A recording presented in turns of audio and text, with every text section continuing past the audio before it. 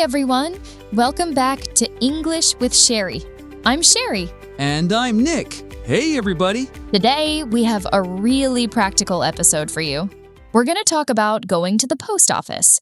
This is something that, even native speakers sometimes find a little bit confusing because there's so much vocabulary involved. Oh, totally. Yeah. And for beginner learners, it can be really intimidating, right? Like you walk into the post office and there's all these different services and Exactly. different forms to fill out. So we want to help you feel confident when you need to send a letter or a package. Right, and this is perfect for A1 to A2 level learners. So if you're just starting out with English, don't worry, we're going to keep it simple and practical.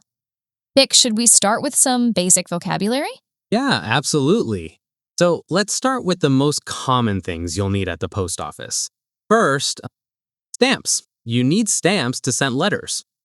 Stamps. And then we have envelope. That's the paper container for your letter. Right, and don't forget package or parcel. These are basically the same thing. It's when you want to send something bigger than a letter, like maybe you want to send a gift to someone.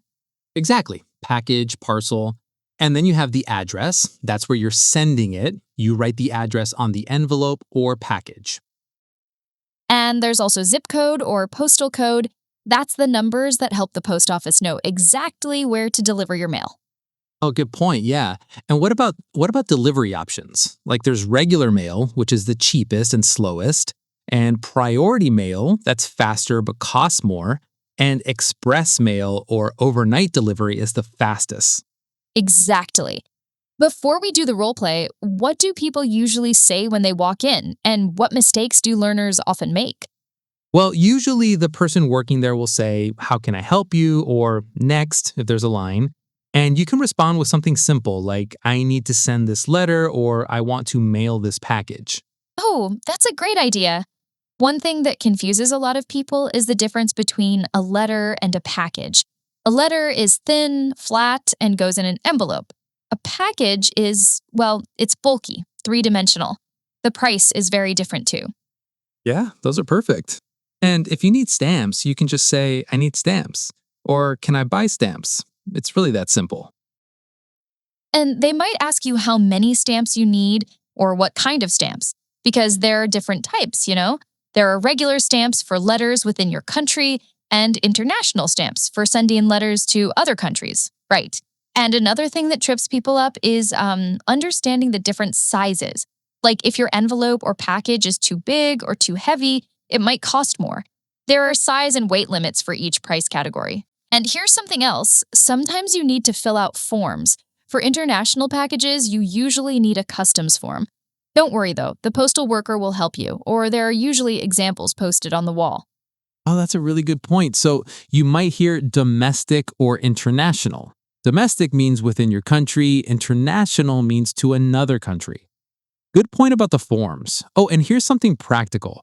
Always ask about all the fees up front. Sometimes there are extra charges you don't expect, like a fuel surcharge or a handling fee for very large packages. Right, exactly. And if you're sending a package, they'll probably ask, where are you sending this and how do you want to send it? That's when you can say regular mail, priority mail, or express mail. And they might also ask about insurance. That's protection for your package. If it gets lost or damaged, the post office will pay you back.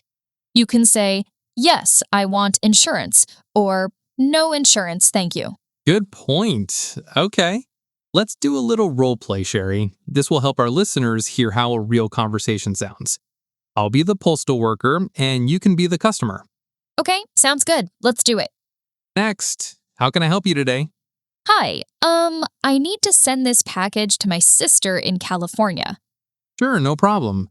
How would you like to send it? We have regular ground shipping, priority mail, or express delivery. What's the difference in price? Well, regular shipping is $8 and takes about 5 to 7 days. Priority is $15 and takes 2 to 3 days. Express is $35 and arrives tomorrow. I think priority mail is good. It's not urgent, but, I don't want her to wait too long. Perfect. Would you like insurance on this package? How much does insurance cost? For this package, it would be $3 extra for up to $100 of coverage. Okay, yes, please. So that's 15 plus 3, $18 total. That's right, $18. Will that be cash or card? Card, please. Great. Here's your receipt and tracking number. Your package should arrive by Wednesday. Perfect. Thank you so much. You're welcome. Have a great day. Okay, that was a good example. Did you hear some important vocabulary there, everyone? We had ground shipping, priority mail, express delivery, insurance, coverage, receipt, and tracking number. Right. And notice how the conversation was polite, but pretty straightforward. You don't need complicated grammar or big words, just simple, clear communication. Exactly. Now let's talk about some other situations you might encounter. What if you need to pick up a package? Nick, what would you say? Good question. You might get a notification slip in your mailbox that says, "Sorry, we missed you." Then you need to go to the post office and say something like, "I'm here to pick up a package," or "I have a package to collect." And they'll ask for your ID, your identification, and maybe the notification slip. So you should bring your driver's license or passport. Right. And what about buying other things at the post office? Like sometimes you need mailing supplies. Oh, yeah, you can buy envelopes, boxes, bubble wrap for protection, packing tape, lots of stuff. You can ask, do you have boxes or where can I find envelopes? And here's a tip for our listeners. If English isn't your first language and you're feeling nervous, it's totally okay to speak slowly and ask for help. You can say, "Sorry, English is not my first language. Can you help me?" That's such great advice, Nick. Most post office workers are really patient and helpful. They deal with people from all over the world, so they're used to helping non-native speakers. Exactly. And if you don't understand something, don't be afraid to ask, "Could you repeat that?" or "Could you speak more slowly?" Yeah, those are perfect phrases. Okay, let's do one more role play. This time I'll be the post office worker and you can be someone buying stamps. Ready? Sure, let's do it. Good morning. How can I help you today? Hi, I need some stamps, please. Sure. Are these for domestic mail or international? Sorry, what's the difference? No problem. Domestic stamps are for letters within the United States. They cost 55 cents each. International stamps are for letters to other countries and cost $1.15. Oh, okay. I need domestic stamps. Can I have 10 stamps? Absolutely. That'll be $5.50. We have them in a book of 10 or individual stamps. The book is more convenient. Yes, the book is good. Thank you. Perfect. Here you go. Anything else I can help you with today? Oh, that's everything. Thank you so much. You're welcome. Have a great day. Great. So that was a simple stamp purchase. Notice how I asked for clarification when I didn't understand something? That's totally normal and okay. Exactly. And I gave a clear explanation. That's what good customer service looks like. Here are a few simple tips before you go for your next post office visit. Ooh, good idea. Actually, before we get to those tips, how about we do one more role play? This time, let's do something a little different. Certified mail. This is when you need proof that your letter was delivered. It's very common for important documents. Hi, how may I help you today? Hi, I need to send this letter, but it's very important. I need to make sure it gets delivered safely. What options do you have? For important documents, I'd recommend certified mail. With certified mail, you get a receipt showing it was delivered and the person receiving it has to sign for it. There's also certified mail with return receipt, which means they mail you back a card showing who signed for it. That sounds perfect. How much does that cost? Certified mail is $3.75 plus the cost of regular postage. If you want the return receipt, that's an additional $3.20, so the total would be around $7.50. Yes, I'll take the certified mail with return receipt. What do I need to do? I'll need you to fill out this certified mail form. Just write your name and address in the sender section and the recipient's information here. Then I'll attach this to your envelope and give you a receipt with a tracking number. Perfect. That makes sense. Thank you. First tip, prepare before you go. Write the address clearly, bring your ID, and think about how fast you need your mail to arrive. This will help you choose the right service. Absolutely. And remember, the goal is communication, not perfection. As long as you get your message across, you're doing great.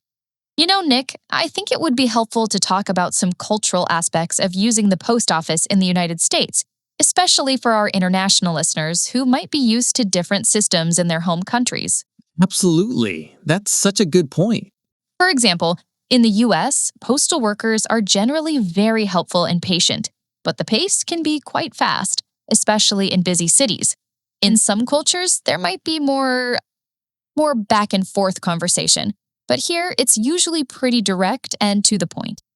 Right. And here's something important. You don't tip postal workers in the United States. I know in some countries, small tips are normal for service workers, but at the post office, you just pay the posted price. Also, most post offices accept both cash and credit cards now, which is really convenient. And about waiting in line, Americans are very, very strict about this. You must wait your turn. Don't skip ahead or try to get attention while someone else is being helped. There's usually one line and everyone waits for the next available window. Sometimes there's even a number system. Good point about the lines. Oh, and one more cultural thing. Post office hours. Most post offices close pretty early, like 5 or 6 p.m. on weekdays, and many are closed or have limited hours on weekends. This is different from some countries where postal services might stay open later, so plan accordingly. Exactly. And if the post office is closed or too busy, there are alternatives. Many grocery stores and pharmacies sell stamps. There are also private shipping companies like UPS and FedEx, though they're usually more expensive. Plus, you can buy stamps online and even print shipping labels at home. Great. And I can track this online like a regular package. Yes, exactly. You can use the tracking number online just like a regular package. That's so true. And honestly, many Americans now use email for most communication. So physical mail is often for special occasions, official documents, or packages. But it's still really important to know this vocabulary, especially if you're living in the US or doing business here. And some useful words to remember: insurance, coverage, receipt, tracking number, and delivery. Right, and you can use the tracking number on the USPS website or app to see when it was delivered and who signed for it. The return receipt card will be mailed to you in about a week. Exactly. And remember these key phrases. I need to send this. How much does it cost? Do you have? And could you repeat that? Got it, thank you. Those phrases will get you through most post office visits without any problems. You're very welcome. Here's your receipt. Have a great day. Excellent. So that was certified mail. Really important vocabulary. We heard certified mail, return receipt, tracking number, recipient, and USPS. These are all terms you might need for important documents like contracts, tax forms, or legal papers. And here are some more useful words. Stamps, envelope, package, parcel, address, zip code, regular mail, priority mail, express mail, domestic, international. Right. And this is something that native speakers use too, especially for important documents. It's not just for beginners. Even advanced English speakers need to know this vocabulary when they're dealing with legal or financial situations. All right, that's all for today's episode of English with Cheri. I hope this was helpful. If you enjoyed this lesson, please subscribe and leave us a review. It really helps other English learners find our show. And if you have suggestions for future topics, send us a message. We love hearing from our listeners. Definitely. Next week, we have another really practical topic for you.